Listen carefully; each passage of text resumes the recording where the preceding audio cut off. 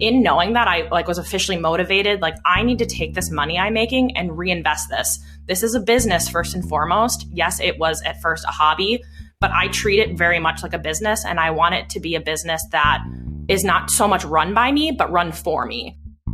That was Sara Nelson, and this is episode number 176 of the Chopped Podcast.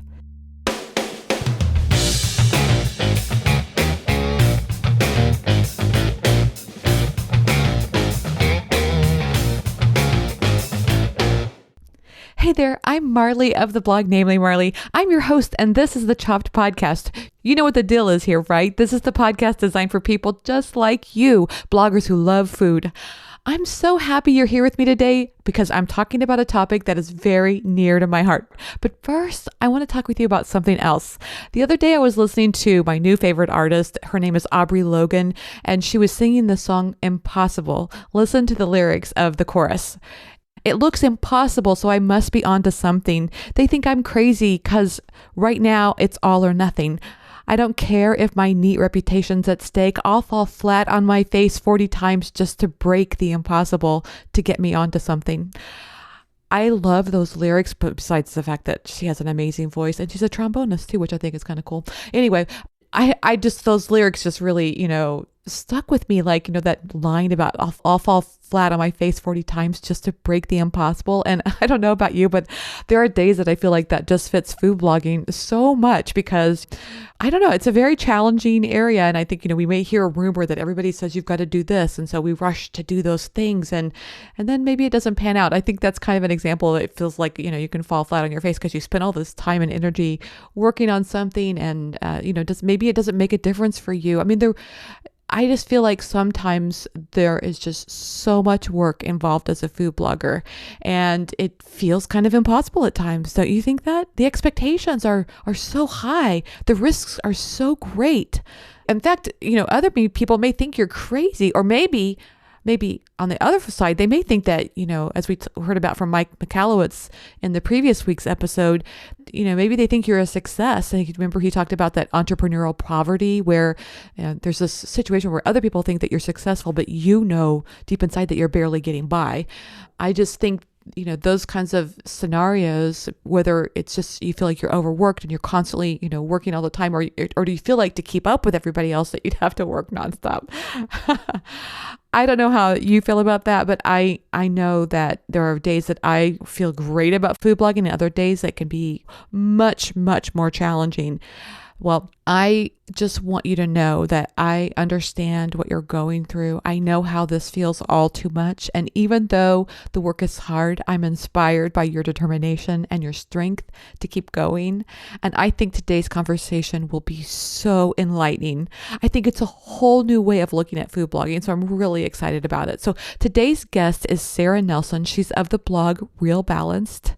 And she is talking about how she's cultivated a team approach to food blogging. And I think it's such a different perspective. I think you're going to find it very interesting. She has worked to grow her blog in a team model. Yes, we're talking about team building as it relates to food blogging. I think you're going to be blown away by this discussion. I know I was. So look at today's episode as really a part 2 to the previous discussion I had with Mike Michalowicz, because, he was talking about the ways we can avoid that entrepreneurial poverty and to grow our teams and to grow our businesses. And I feel like there's an opportunity where you might have said, yeah, but how does that work for food blogging? It's a really different model. I get that. And I'm really excited because I feel like today's interview with Sara answers that question, because Sara is passionate about her team approach to blogging, and with good reason, because you can hear her talk and you're going to see that it has definitely come with some sacrifice, including a cut in her profits early on. Notice I didn't say revenue. She was making money, but she was investing it right back into the business. So, as she and I talked about it, what business can you think about that doesn't invest into its success? What business can you think about where the owner does everything by herself? Sara and I talk about the example of a restaurant. Can you imagine a restaurant run by only the chef? It would come to a standstill as soon as there were more than just a few customers. So that's not a sustainable model. And, yet we plow away day after day trying to do it all ourselves. And I will just tell you that I'm queen of that because I do feel a little attached to the work and sometimes overly identified with these tasks. And so it's definitely a message that I love hearing about. Not to say that I don't hire out, I definitely do. But, listening to Sara, I think you're going to agree with me that there's a lot more opportunities that we could be taking advantage of. In fact, Sara even talks about, the Marie Kondo version of food blogging where, you're giving away everything that doesn't give you joy and sticking to the things that give you joy. And I think that's a very inspiring model. It's not just the topic matter. I think you're going to hear in Sara's voice how passionate she is about this team model of food blogging. I love her business model mindset and how it applies to food blogging. And if you find yourself stressed and overworked and feeling like you have very limited mental bandwidth trying to do it all, and there's probably 1,000 things that you want to be doing, but you feel like you're kind of tied to your computer doing these kind of mundane tasks because it has to get done, I feel like this is going to be the episode for you. So you know what? Let's get straight to it. Here's today's featured discussion with Sara Nelson. Hey everyone, I'm happy to have Sara Nelson of the site Real Balanced on the show today. Hey Sara, welcome to the Chop Podcast. Hi Marley, thanks for having me. I'm really happy to be here. Oh, I'm excited to have you, and I think we're going to have a really great conversation today, so I'm looking forward to it. Yeah, same here. Let's start with this. What caused you to start your blog? So I have kind of an interesting path to starting my site. I actually started it when I was in the midst of finishing my master's degree. So I have a undergrad in Spanish and then a master's degree in criminal justice, which is as random as it sounds. Yeah, I didn't really know what I wanted to do. Just someone, a multi-passionate person like many of us are. And I was always like pretty good at foreign language. So I was like, I'll just get a degree in Spanish. And then I was really interested in politics and government. And I had interned for the federal probation office where I live in Milwaukee, Wisconsin. And I was like, I think I want to be a federal probation officer. They said, well, basically everyone else has their master's degree. So I said, okay, I'll go get my master's degree. And in the midst of doing that, I had like a multitude of internships, and I was interning for the mayor of Milwaukee. And during that time, I was getting into fitness and I really liked working out.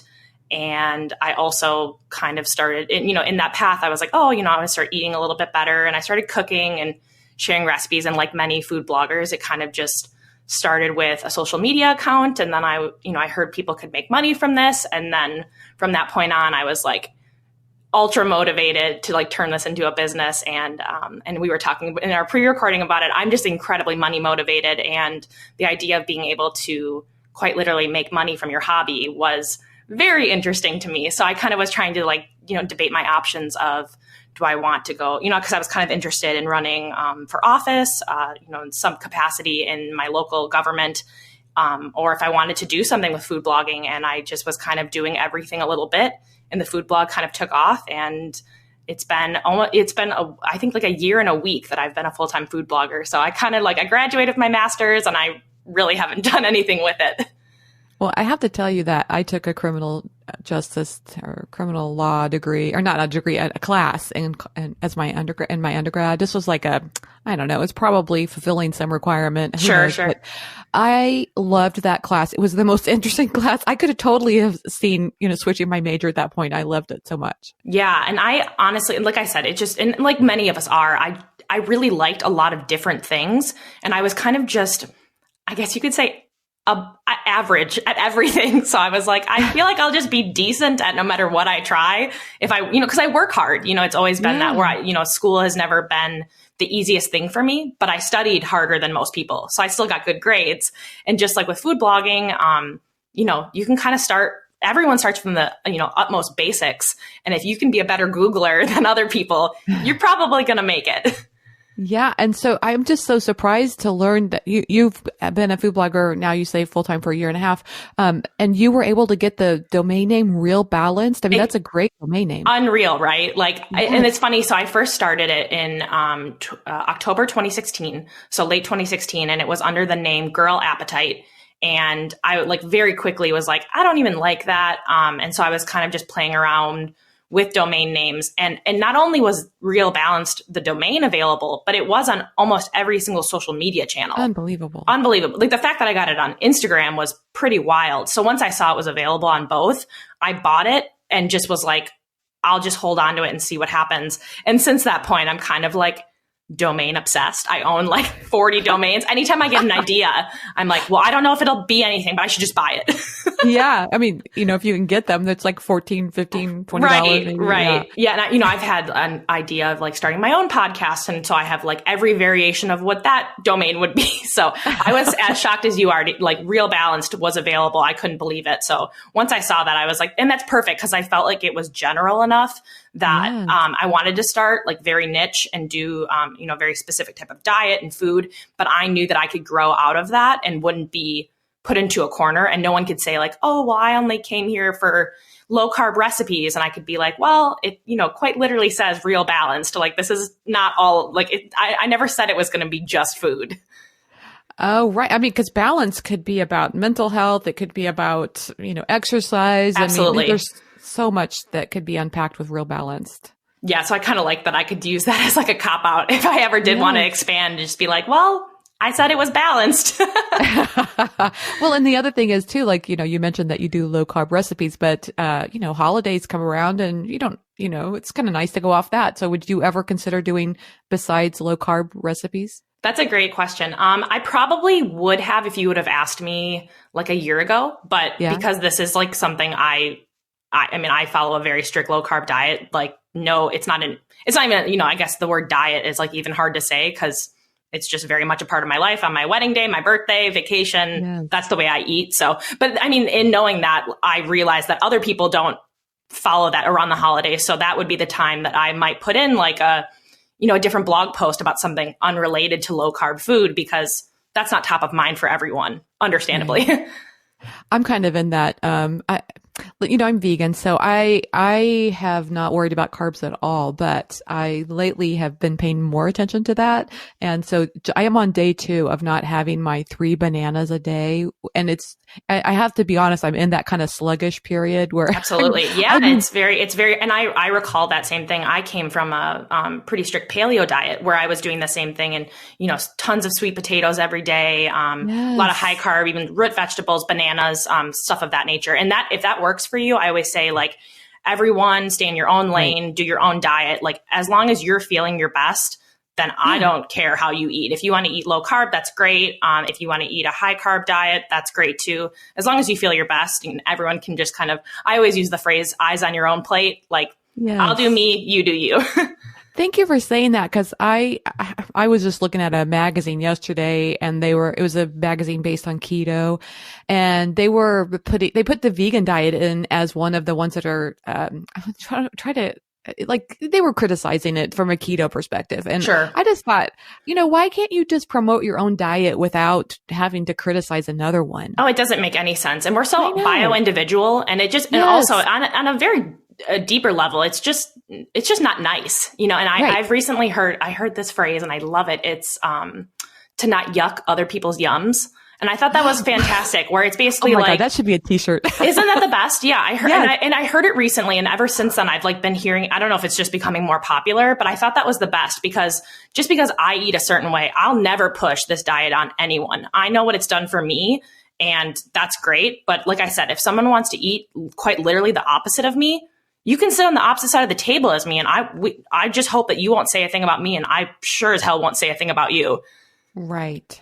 I love that. And I need to say that a lot from the vegan perspective too, because I know sometimes people think of vegans as being pushy. I don't put myself in that category, because I try not to judge people based on the food that they're eating. Sure. And we're all just trying our best. That's the way it always comes, and that's the thing is I've played around with a plant-based diet. I've done paleo. I've done primal. I've done carnivore. I've tried all the things, and it's just trial and error. Like what works for you and what can you stick with and what makes sense for your lifestyle, your budget, and all of those things. And it, like I said, if that's great for your health or just for your pocketbook, then that's what you should do. And that might change. And I don't ever try to put myself even in that category, like where it's like, I'm forever going to eat this way. You're never forever going to do anything. I mean, when I was 10 years old, I thought I was going to be a judge in a courtroom. Well, obviously that hasn't happened. You know, we're just so individual. We're ever changing. And by putting yourself into a corner is not only good. You know, other people might think one thing about you, but I think that is just setting yourself up for, you know, the feeling of failure, which might actually be worse than failing itself. It's just feeling like you failed. Oh my God, Sarah, speaking of wanting to snag up domain names, that you saying that makes me remember that I've been wanting to get a domain name called N of One. Would that be a great?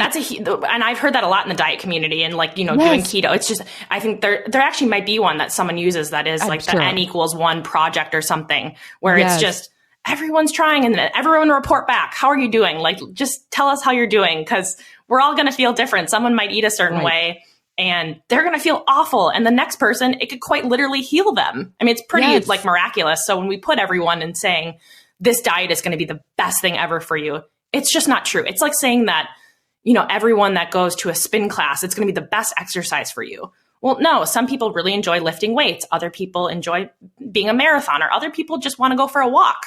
Like we're just different people all trying to do our best. Yes, I love that. And, you know, I use my husband as an example because he obviously has that gene that allows him to metabolize carbs very well because he eats a lot of carbs and he's super thin and, you know, just super healthy. And so I just, you know, it's just an example how we're all different. Yeah, I love that. Actually, in knowing that, you should recommend to him reading Rob Wolf. He is he's a doctor of some sort. I don't even remember what kind of doctor, but he wrote a book called Wired to Eat. And that's exactly what it's about. It's a test that he did it was him and his wife, and they ate, I think it's like a baseline of like 100 grams of carbs per trial of this. And then they tested their blood sugar levels, their ketone levels, and they saw how differently just the two of them metabolize things. And just, you know, just the two people in their household. So you can imagine if you're considering the entire population, we have to just know that, you know, there's people that are, you know, could be a type 2 diabetic at some point, depending on what their, you know, diet lifestyle choices are. And then other people, for example, your husband, can metabolize those and feels great and, you know, is energized by carbs when other people might feel lethargic shortly after eating them. Yes. So, you know, I think we could probably talk about this all day, but let's talk about food blogging. Literally. Yeah. And the good news is that it seems to me like low carb is super popular right now. So I imagine that when you started your blog and you started sharing these low carb recipes, I can see where things probably did take off pretty quickly. Yeah. I came into it, honestly, I don't even know how it happened, to be totally honest. It was just purely, like I said, the way that I was trying to eat. Because I had heard that might work. I was at the point in my health where I was just kind of lost and I just wanted to feel better. And someone had mentioned, that eating keto could, you know, following a ketogenic diet could be really helpful for sleep issues. And I was dealing with really tremendous, night terrors, and I hadn't slept like a good night of sleep in multiple years. So someone said keto, sleep. I was like, I'm in, I'm going to try it. And then I started sharing recipes like that. And this was just shortly before the huge breakthrough of this diet and how when I first started it, no one knew what keto was. No one had really talked about it. No one really knew what the, you know, terminology was or what that meant. And now it's just, it's everywhere. It's incredibly popular. So I feel like I came into it at a time that I could build up my site, you know, get some SEO juices flowing. And then by the time that keto, you know, what it is today, Google is already recognizing my site as someone who does keto recipes and does them well. Yeah, that's awesome. And I'm really inspired by your particular model of how you've developed your blog, because you're very systems focused. Can you talk a little bit about, you know, some of the systems that you've developed and how you've, you know, we all have to work somehow. And I think a very systems focused blog is an interesting approach. Yeah, absolutely. Yeah. So I have a team of people that work for me, basically all in the contract capacity, but they are all doing a variety of jobs for me. And, you know, with that, they know exactly what their positions and tasks are to accomplish. So with doing that, we use, a variety of systems and tools and online platforms to track how we're doing, whether that be purely just from an analytics base, or, you know, what day of the week we're going to post what thing. And we're consistently always working quite a bit ahead because we have such good, project-based mindset in mind, depending on what is going on. So we've been able to consistently keep up with posting regular content on my site, on top of allowing me to kind of step back and release 2 ebooks, which I did in December, which was the biggest project I've ever worked on. And it was very nice because I was able to step back, fully give my attention to these ebooks that I wanted to sell. And my blog just kind of ran on automation because of the people that have been helping me.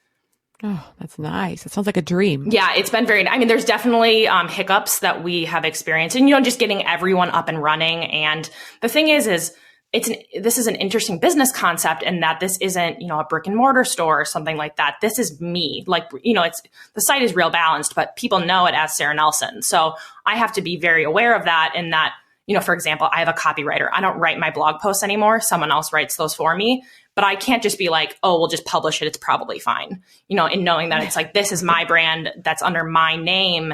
I want to make sure that it's exactly what I want it to say. So I still have to be pretty involved in the review side of it. But for the most part, the big aspects outside of content creation, I don't handle anymore. So basically, if it doesn't have to do with actually writing a recipe, shooting the recipe, and all that kind of stuff, I have other people doing it for me. Oh, that sounds so inspiring. Can you talk about, let's break this down a little bit. Can you talk about how this started for you? You have a great system now, but I imagine, this was I don't think a lot of food bloggers are doing this. So can you talk a little bit about how you started? Yeah. So I guess just the feeling of A, overwhelm, and B, the want to do more. And my entire attitude about this business is to diversify. If you only have your eggs in so many, this one basket, well, what if your advertising revenue is taken away? What if you're, one of the companies you're an affiliate for falls off the face of the earth? Because if that happened to me 6 months ago, I don't know what I would have done. I would have been looking for a job, basically, because I was so dependent on that income from those places that really got me scared. So in knowing that, I was officially motivated, I need to take this money I'm making and reinvest this. This is a business first and foremost. Yes, it was at first a hobby, but I treat it very much like a business, and I want it to be a business that is not so much run by me, but run for me, so that we can create this passive way of consistently posting content and making money, and from a lot of different angles and a lot of different channels. So yes, I get most of my income comes from ads and affiliate money, but I also, like I said, now I sell 2 ebooks. That's just one extra channel that I can get for income, that I was at that point, I need to hire people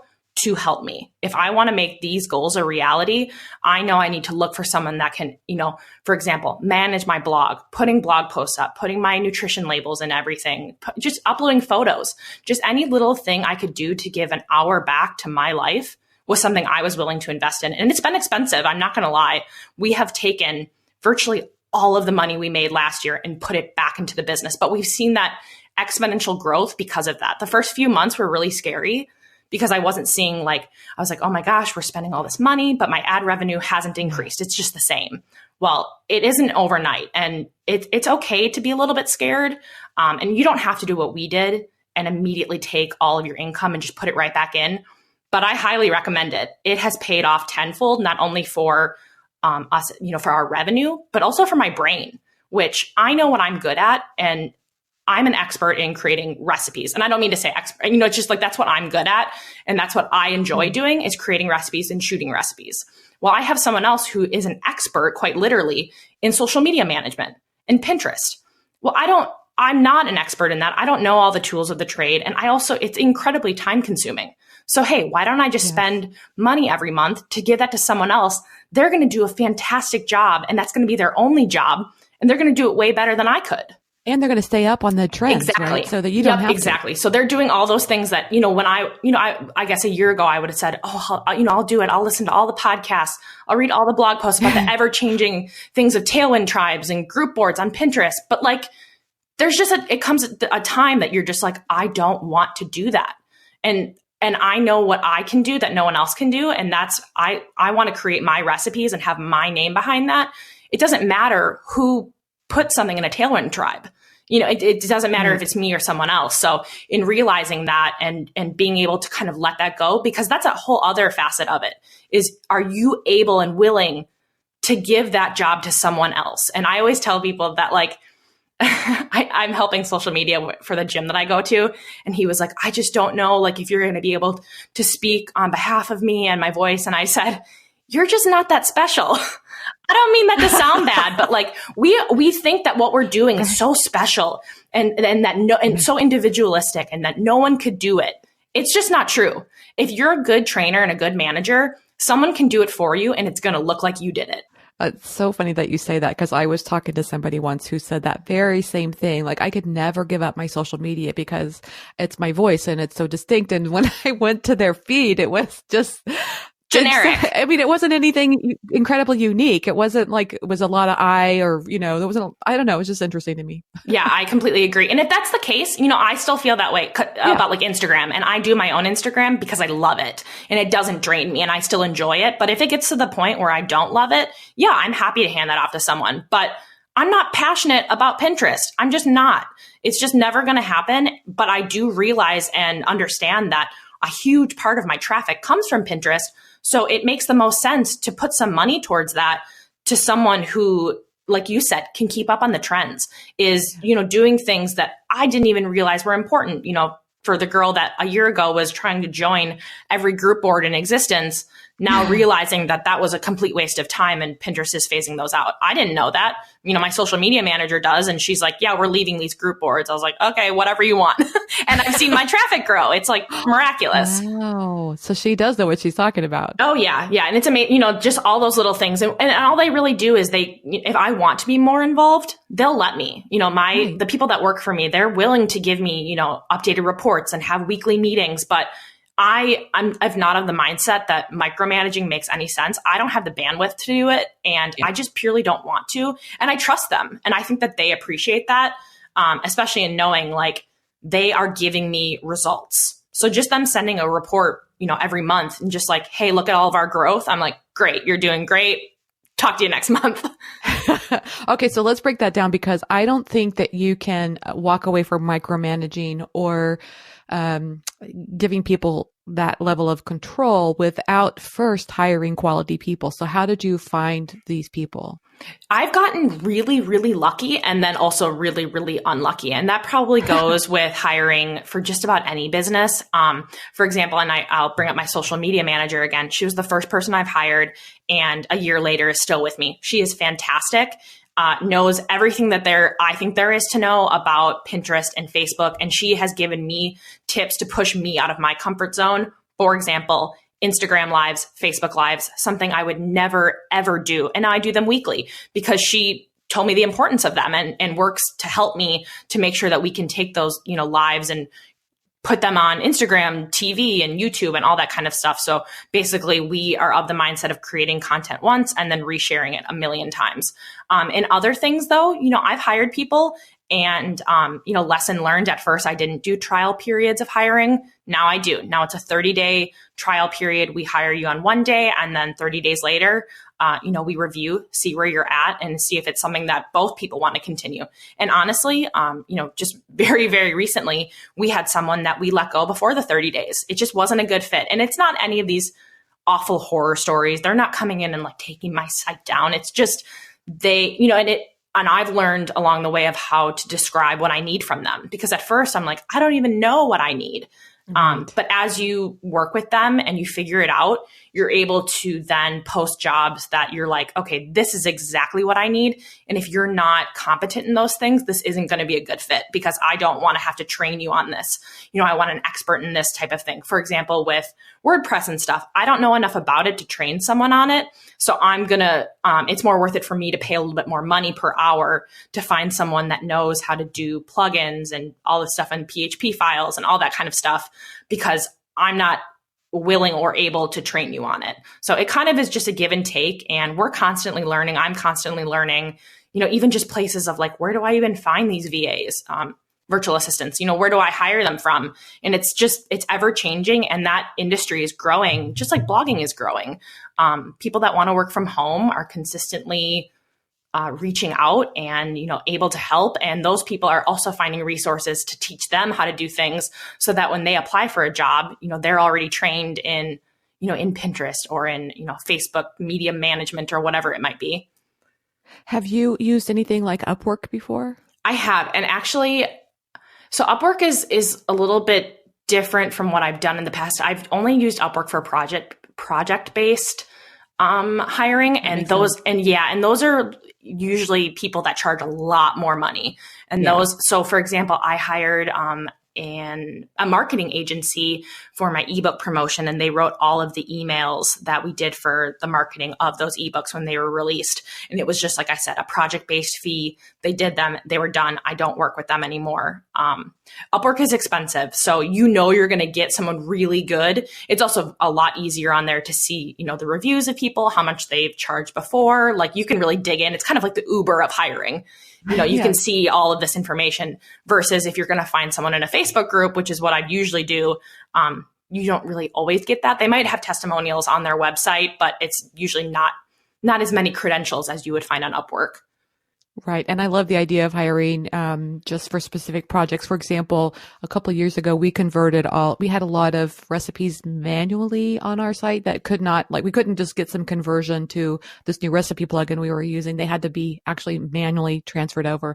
And so I hired somebody to help with that. And that's kind of an example of one of those projects. Right. Once it's done, it's done. And actually, I had a very similar situation because I used to have my site on Squarespace. And Squarespace does not have they don't have recipe plugins. It's not a part of what they offer at this point. And they call them blocks, which I know is what Gutenberg is calling them now. But, Squarespace doesn't have that. So when I migrated my site over, and before I had hired anyone, I was manually doing that. And boy, do I wish I would have hired someone. Yes, because it really does make a difference. And I'm curious what you do on tracking, because, for example, on that project, what I did was I created a spreadsheet on Google Drive where, not only did I have my spreadsheet set up so that it calculated the percent that was done, I had all of the posts listed, and then she'd just go and put the date in of when she got it done. Oh, that's a great question. Yeah. So I know a lot of people do work out of Google and using Google Sheets, and that's a very budget friendly way of doing it. Because we have just so many different people doing so many different things, we use Asana, which some people might be familiar with Asana or Trello. Those are all project-based softwares. And actually, I come from the legal field. So my first job out of college was at a law firm, and we had this system that was basically very similar to the idea of what Asana is. So basically, every task in there has subtasks. You can set them to be dependent on something else so that someone isn't notified that they need to work on their task until the one above it is done. It's amazing for multiple people, but even I know like my social media manager, she has her own Asana board that she just tracks it as a to-do list. So you can kind of use it however you want. There's visual boards that you can look at, or you can just do list style. I just use the list ones. Otherwise you can have them on a calendar. There's tons of different ways depending on what your like learning style is, I guess you could say. But if you're someone that wants to be working with multiple people, highly, highly suggest using Asana. I think that they have a free version. I don't even think you need to pay in the beginning. It just depends on how many people that you give them access to your account. But in the beginning, I think it's free. And like I said, you can be assigning out with due dates. And then within those, you can leave notes and comments. So I know that some people that are online, marketers or whoever they are, they purely just use Asana. Even for their like communication stuff, we still do use Slack, just kind of like to be able to just quick discuss things, but you can have full conversations within Asana, which keeps everything very organized. Well, and the nice thing about that too, it sounds like, if you're making a decision with one person, everybody has access to that. And so, if it impacts other people, they know the answer to the question as well. Right. Yeah. And I try to do that. And sometimes I don't. And, my team called me out for it, but there's an area where you can write like a description of the task. So I try because what I do, I work from my phone so often, and I'll randomly get an idea for something or remember something, and I'll just like throw a task in there. I'm like, do this. And they're like, what are you talking about? Because I won't put a description. I'm like, okay, sorry guys. Like, how were you supposed to know exactly what I meant? Right, exactly. And communication, I think when you grow, even with, like if it's just you still need to learn to communicate because you've got a web developer, you've got people you're working with. So communication is always key. And that is something that I'm very much learning. And I tell my team that all the time. Like they are learning how to deal with me just as much as I'm learning how to deal with them. I've never managed anyone in this capacity before. So I tell them very openly, like, I want you guys to give me feedback. What do you need from me so that we can run this? I want to spend a little bit more time now so that 6 months down the road, we're not even talking really. You guys are just doing your work. So every time we hire someone, just like in any job, it's just the first few weeks are, just getting your feet wet. We're trying to understand how the business works, how they work. But the whole goal is to really give them a lot of attention when they're first hired so that down the line, it's just, hey, here are all your, for example, for our graphic designer, I don't really even communicate with him that much anymore because he knows exactly what I want, what fonts I want, what colors I want. And I just say, here's what I need. I need this animated graphic. And he sends me like 3 versions. I pick the one I want and we're done. That is what I want to be working off of, is just that everyone is someone that can work online really well. I usually like to go, work with people that have worked online because you are, you're so independent. You are on your own. Can you follow deadlines? Because I don't want to be checking to see if you're behind on something. I want you to just do it. And then if it becomes an issue, it probably isn't a good fit. See now, okay, I don't work in this model right now, although I have to confess to you, it is a big goal of mine to transition to this. So I'm very inspired by this conversation. But I'm just curious, like I can see some benefits of having some communication between the team. Like what if, somebody's aware of some new trend that's coming up, or, do you have just individual conversations with them to brainstorm? And yeah, absolutely.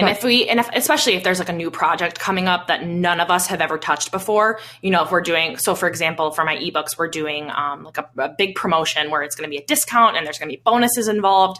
It's something that none of us have really done before. So yeah, in that respect, we're constantly meeting every single day. We have, and within Slack, it's kind of like a more intense AOL, I guess, if you thought of, or like MSN Messenger. So you can do channels or something. So we have like specific channels that are for graphics, for ebook promotion, for social media, where we're able to kind of all dig in there.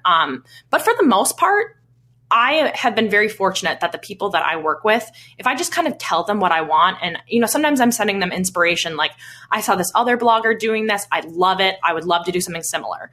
They are, they know to look into things. But like you said, if it's a new trend, absolutely. We're going to hop on a call and they're going to tell me, like what I was saying before about the Pinterest boards. My social media manager was like, hey, is it okay that I leave all these group boards because it's not good for us anymore to have these? And I was like, yep. Thank you for checking. Okay, be on your way. So, it is, we're definitely communicating still. However, I will say that I have an executive assistant who I say Abby runs the business. Like the business is mine, but she knows the business inside out backwards. So she's able to really come in and like do a final call on things. Like I used to be like overly involved still, where I was like, I want to look at this graphic and I want to change a few things. And now she just does it. I don't even look at it. And I know that isn't something that everyone is ever even going to find. But I've been, like I said, incredibly fortunate that I have someone who is just as excited about my business as I am. And she gets everyone else as excited too. So it really helps to have that one person. So for the most part, on a day-to-day basis, I'm talking to Avi all day long. With my other people, not so much. I mean, we're coming in and I'm answering some questions in Asana that they might have, giving my preferences or my approval on things. But for the most part, it's really just running on them understanding who I am, who my business is, and what I want.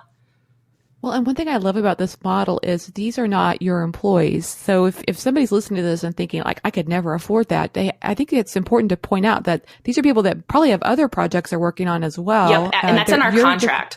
So that I can't tell them when they have to work or that they can only work for me. That would be an employee. But even my executive assistant, she is doing other jobs as well. She's a virtual assistant for multiple businesses. As long as you're not working with my competitor, which is all outlined in our contract. And you can purchase a contract online that's all about hiring a virtual assistant, or there probably is free ones too. But that is all in there. As long as you're not directly working with one of my competitors, then we're not going to have an issue. And we've never had an issue. And what would you define as one? Is a food blogger a competitor or a food blogger in your niche? I would say in my niche, yeah. That I don't think that, I guess we haven't really had it happen yet that someone was working with a food blogger. I don't think it would be a problem at that point, but definitely not someone that was in the low carb thing. I don't think I would feel comfortable with that just because they would know projects in advance that we were working on. Not that I even think that they would like divulge anything, but it is in the contract. And I do like that it's in there just to kind of cover everyone's base because to be totally transparent, I do think that would make me a little uncomfortable to be like, what if they were just saying like, oh, well, Sarah's going to do, promotion at this time or, what have you.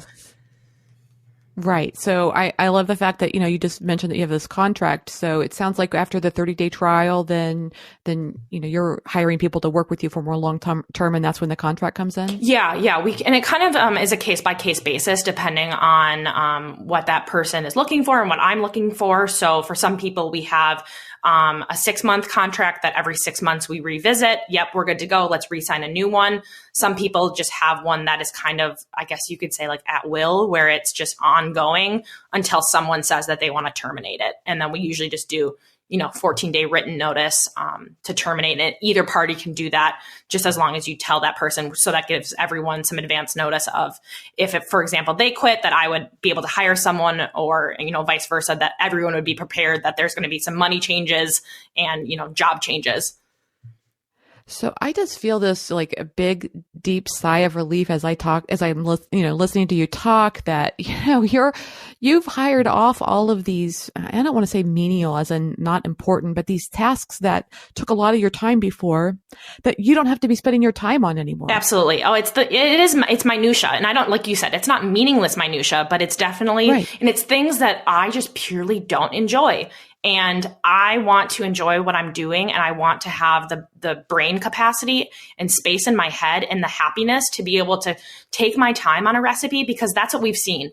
We've seen that by, giving away some of this work to other people and paying other people to do this, that I'm able to take my time with recipes and give you something that has multiple variations of ingredient substitutions and different ways to make it. And does it freeze? I'm able to spend more time on each recipe so that my posts and my content are just better for my audience. And they've noticed that, people realize that when they're coming to my site for a recipe, that they're going to find something that is fine-tuned and is hopefully going to give them, every option that they may need to create that recipe, no matter, where in the world they are, or what, ingredients options that they have in their stores near them, and what have you. So I know that by doing this, I've been able to create better content that is also going to be even more evergreen. So we can just take more time on it to make sure that it's perfect, so that by the time we're releasing it, it's going to work for you.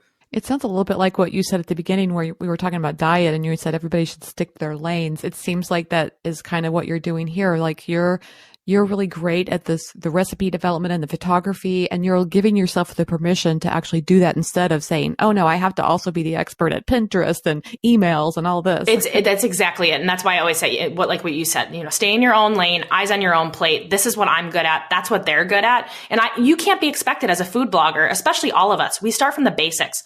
Most everyone that is a food blogger that I've ever met had no idea what they were doing. You just start and you just, I'm going to buy this domain. Okay, what's the next step?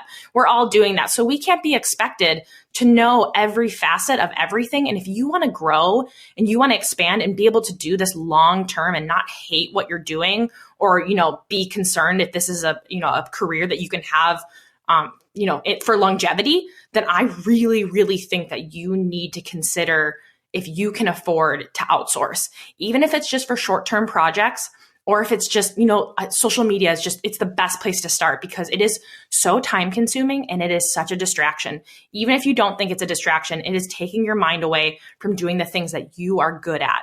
So by me just not having to sit on Facebook and create content for that, and to see, sometimes snarky Facebook comments that, just for a split second, just take me out of enjoying what I'm doing.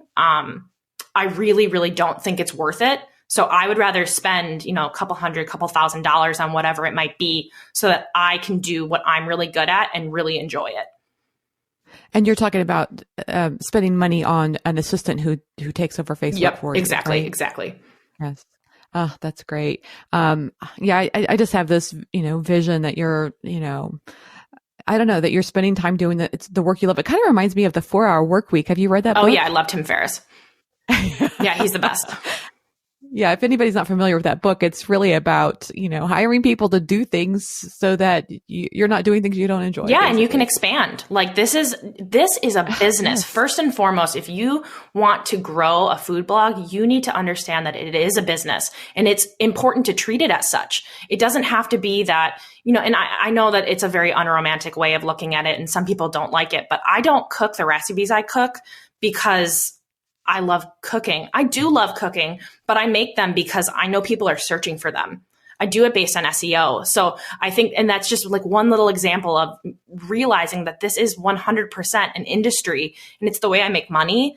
And I have had to step away from being like, this is just a passion project to being like, this is my full-time job.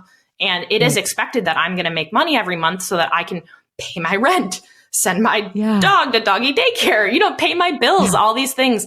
And that I think that when you can separate yourself just a little bit from being like, this is just a hobby to this is like something much more serious, you're going to feel yourself change and you're going to see your business change. And I truly believe that. And I've told so many people this and have convinced so many people to hire. And they always come back, 6 months down the line, like, wow, my blog is doing so much better. Even if your traffic doesn't immediately grow, you're going to have the more brain space to come up with new projects, new ideas, new ways to do things that the people that you're competing with, they probably aren't doing that if they're not hiring out. So you're just going to slowly but surely get the ball rolling to really move ahead so that a year down the line, you could quite literally double your income.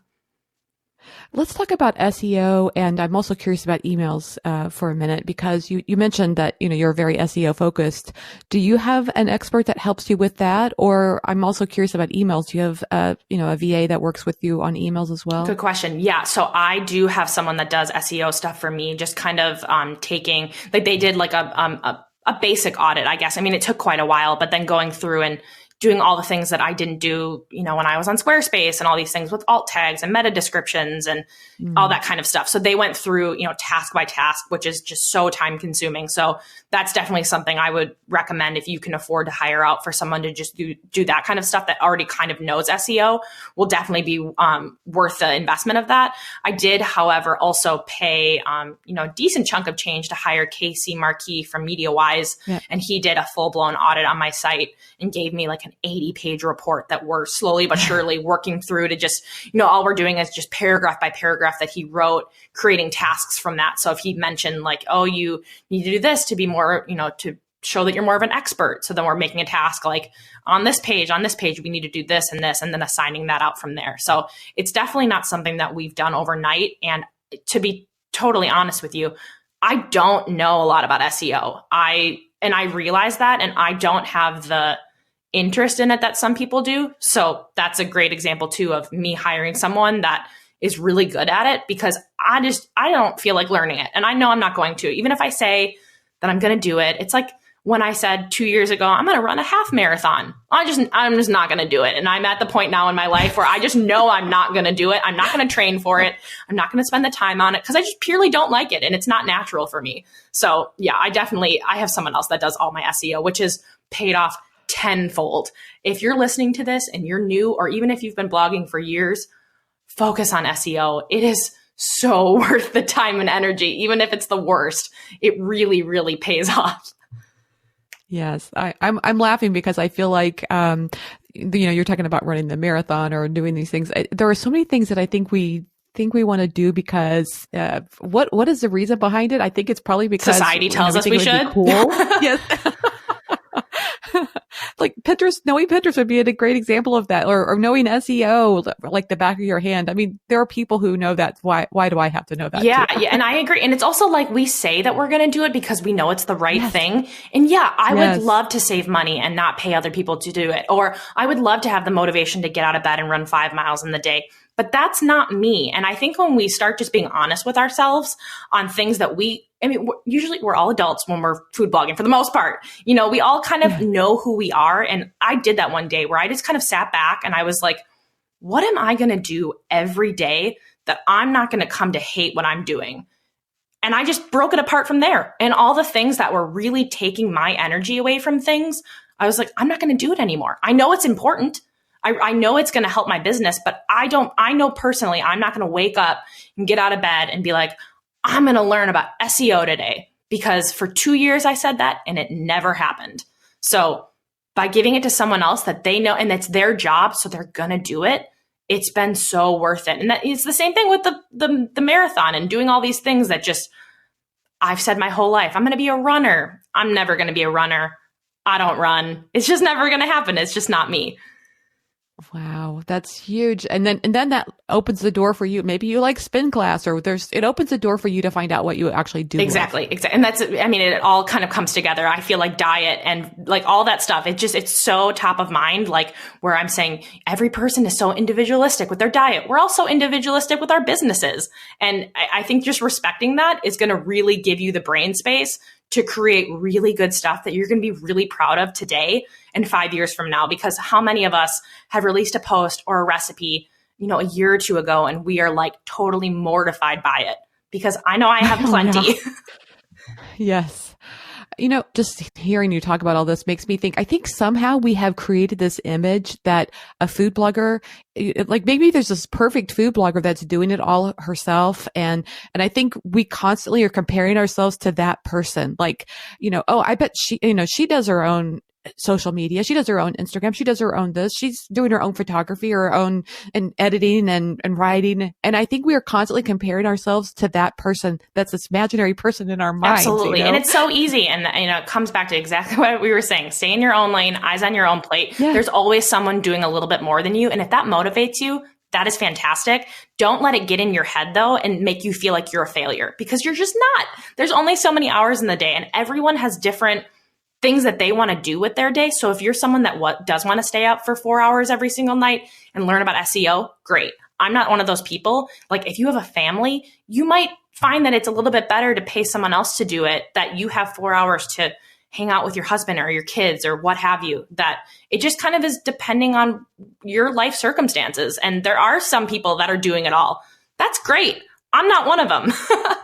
Yeah, it's very long-term thinking as well, because like you said, at first you didn't actually make very much money as a result of hiring these people, but it was a long-term strategy. And I think that sounds more successful. And I think just like I said before, just looking at it as a business. I mean, what business owner outside of the blogging industry doesn't reinvest their money in blogging? Every time I tell people that, they're like, what do you mean? What do you mean you're spending money on stuff? What do you mean you're taking that money? I'm like, it is a business. That's how it works. That's why business loans exist, and, business credit cards and all that kind of stuff, that they exist so that we are able to exponentially grow, our income and, our teams or whatever it is. Yeah, that's a very good point. Like if you were opening up a restaurant, you would be getting a loan out to pay for the building, to pay for the staff, to pay for, nobody runs a restaurant all by themselves. Or if they do, they'd probably go out of business in 2 days. Exactly, because they're going to not meet demand immediately. Right, and you're just one person. And I feel like when we can start respecting the fact that we are business owners, it really is only going to change the industry for the better. That if everyone just steps back and just focuses on creating really, really good content and outsourcing the things that don't, if we're going to talk about Marie Kondo for a sec, don't bring you joy or whatever it is. I think that we are, just as a general population of bloggers, we're going to see everyone just improve just by everyone else outsourcing to other people who are better at those things than we are. Yeah, and that helps the economy as well. I mean, you're helping other people do their I say that dreams, exactly. And my social media manager tells me that all the time, that I've given her a job and now she has an agency. Like we're all just kind of like helping each other. I pay people so that they can have a job, and then I get paid by brands to do sponsored posts. It's all very cyclical. Yes. And so what about email? Do you have somebody who helps you with the email? Yeah, my executive assistant does that. Well, I mean, I have a copywriter, so my copywriter writes the emails for the most part. I guess for like recipe posts, we kind of just regurgitate whatever's in the recipe post into an email. But for email marketing, I, for the most part, do write all of that, like my welcome sequence. Are you familiar with a welcome sequence? Okay, yes. Yeah. So basically when people opt in for my lead magnets, we're basically warming them up to who I am, who the business is. And that is probably like 6 months long. We're sending an email every like 5 days or so. And I, for the most part, do write those. But we have kind of taken some of the stuff that other people have written and, just reworded it so it makes more sense for whatever time of year it is. But it's kind of, I guess that's more of like a team-based thing, is that a few different people are touching the email system that we use. What email system do you use? I'm curious. We were with MailChimp, and then we switched to MailerLite, and I'm not really very happy with that one. I'm thinking about going back to MailChimp. Got it. Yeah. So I was with MailChimp, and then, because that's free up until 2,000 subscribers. So that's great. Yes. If you're just starting out, definitely save money, go with MailChimp. It's exactly what you need for where you're at. Once you get past that threshold, though, I highly recommend switching. I'm with ConvertKit. I love it. It's built for bloggers, and you can do, if you're someone that does want to sell something, you're able to tag people, do different sequences, automations.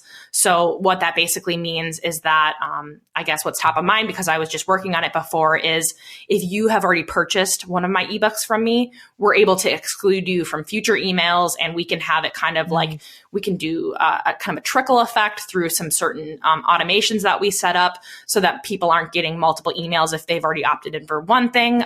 You're just able to customize it much more. So if you're wanting to use email marketing to grow your blog, which hint, hint, hint, 1000% do, it should be so much more important to you than social media. It is 1000% worth the ROI in terms of your energy, and if you pay someone to do it. So ConvertKit's been great for me. I have no intention of changing anytime soon. I don't know if that will, at any point, if we will decide to transition to a different product, just because my email list is, forever growing.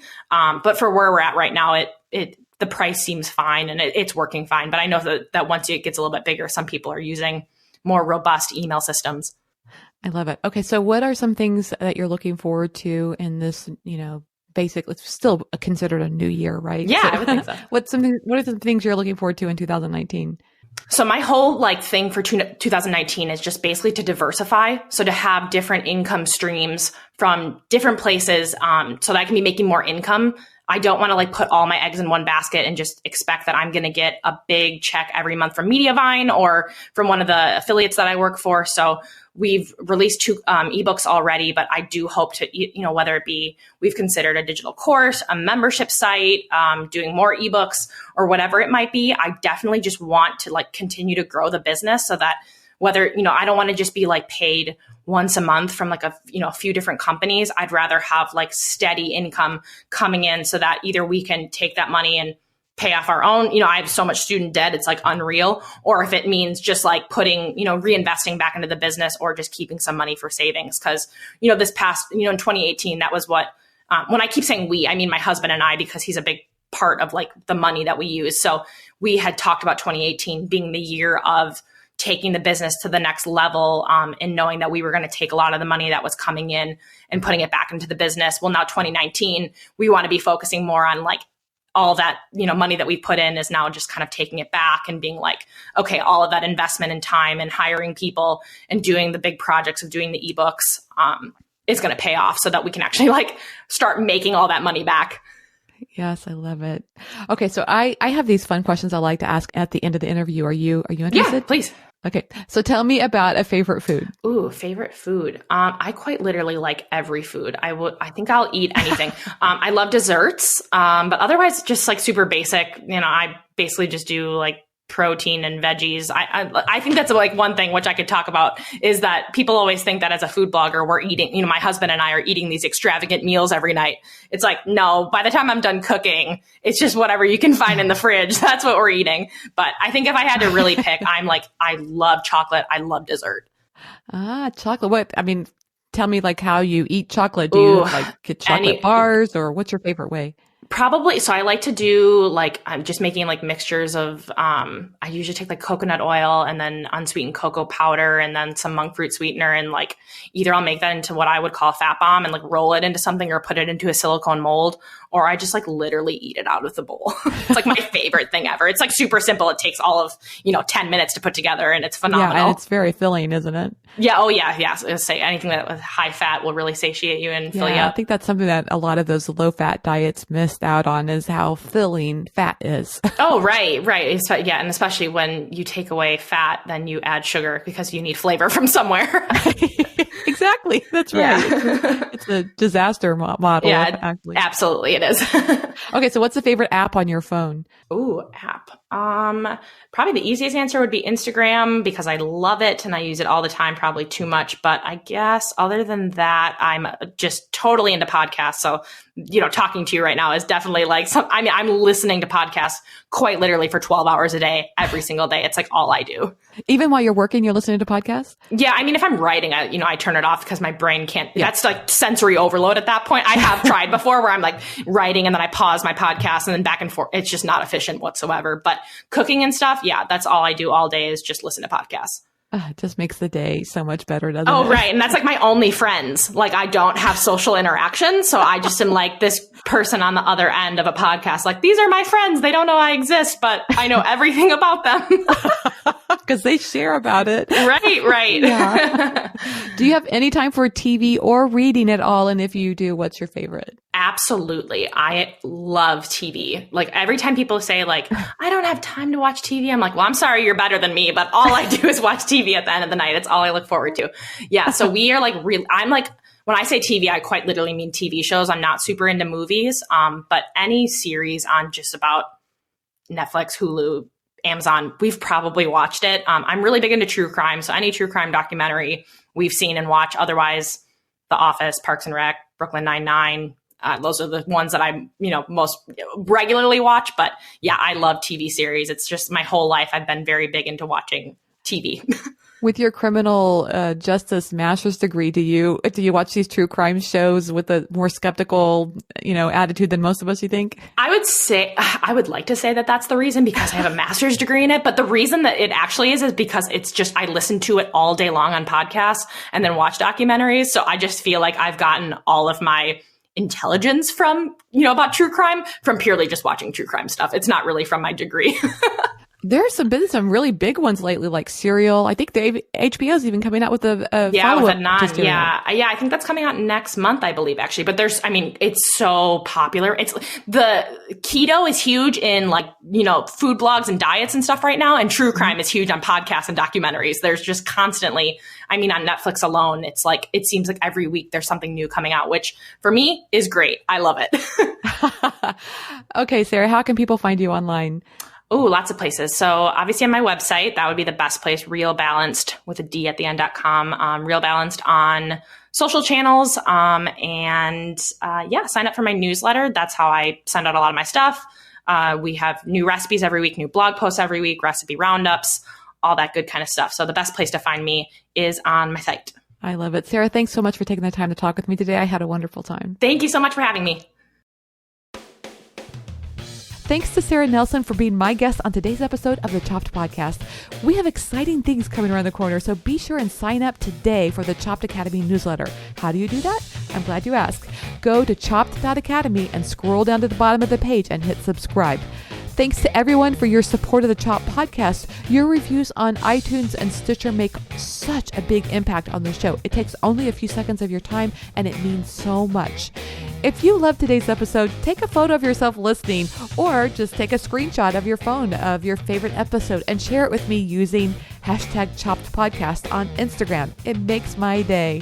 You inspire me, and I hope today's show is helpful and inspirational to you as well. Thanks for listening, and have a great week.